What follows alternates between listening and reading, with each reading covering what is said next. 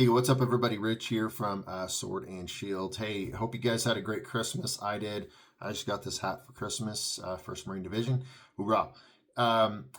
We don't talk a lot about gun stuff on this channel. It is an important piece of this, and we'll talk about it. But as I've said before, being on a church security team isn't a gun club. But I do think, as a firearm carrier and a proponent of the Second Amendment, I do think we need to talk about firearms. And unfortunately, Colorado voters passed a whole bunch of laws back in November. A lot of them take effect January 1. Some take effect throughout the year. But I think it's important to talk about these. You need to know about them for sure. Some of these are common sense. Some are pretty stupid. And of course, they're all passed, to reduce gun violence and shootings. History has told us and the data tells us that they don't. But if this makes people feel better, they're going to pass these laws. Unfortunately, I think they're going to find out that they will have zero effect on, active shooter situations and murders or crimes with weapons. So we're going to dive into these real quick. I'm not going to go into detail. I do think it would be worth a Google search or whatever browser you feel comfortable searching this on, just to look and see, hey, what am I getting into here if I live in Colorado? What am I going to be held accountable for? The first one is safe storage in vehicles. This takes effect January 1, 2025. This is pretty common sense, but it basically, the law says that owners of firearms have to secure them in their vehicles. They can't leave a gun unattended. They must be locked away. So if you have some kind of lock box, then you're fine. I would say the only time that you should carry your firearm in your vehicle is, if you have to go into a school or a government building, and if you're going to do that and you need to leave your firearm in your vehicle, you need to have a lockbox. There are a lot of cool systems nowadays that look cool, like magnets, things you can, slap your firearm into a holster on the side of a console or something, or a door. I don't recommend that. I think you need to always carry on body. But regardless, if you decide to store your firearm, you for sure you need to have it locked up. If your vehicle gets stolen and your firearm is in the vehicle, you as the gun owner can be held accountable. So pretty big deal. Again, common sense. The second one is about tracking gun purchases. Basically requires credit card companies to apply a specific merchant code or category code when guns and ammo are purchased in Colorado.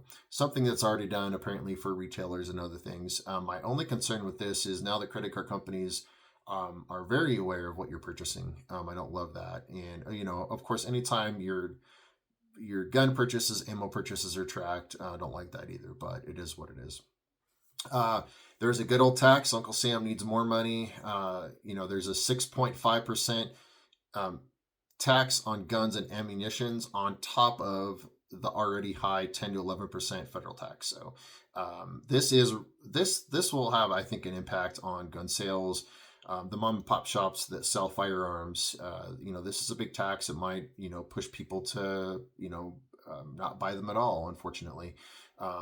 But it is what it is. If you're going to buy ammo or firearm, you're going to pay a little more. The last one that I'll talk about here is concealed carry requirements. This doesn't go into effect until July 1. If you've got a renewal coming up, I would highly recommend trying to get that done before this law goes into effect. Now, I think some could argue that the enhancements and the requirements on firearm or carrying a firearm and getting your concealed carry permit should be a little more stringent, right? You take a class, online class, and you get your permit. You don't have to provide any proof of proficiency with your firearm. And I do think that does produce some unresponsible gun owners. So these aren't all bad. Again, I think these are common sense, but basically you cannot take these online anymore or remote. They have to be conducted in person. That the training has to be done by a certified firearms instructor, which is pretty that makes sense as well. There's 8 hours of instruction, and then there's 2 tests, and one of the tests is a live fire exercise. You have to qualify at 70%. I can't imagine that qualification is super difficult. But a written exam and a proficiency exam are required before you can get your permit. The big thing though is the renewal. So, every 5 years you fill out your application, the county runs your background, you get your new permit, you pay a little fee. Now, every 5 years you have to take a refresher course, 2 hours of instruction, and you have to do a live fire exercise. And again, scores 70% or higher. Now, I do think that this will deter some people that probably shouldn't carry or can't carry firearms anymore, that maybe are a danger to themselves or others. Maybe that deters them from continuing to carry a firearm. But again, in the broader scope of the Second Amendment, I don't love any of these laws. I think that we should be allowed to carry these weapons regardless. But again, those are three big laws. I would highly encourage you guys to look in. There's some other ones.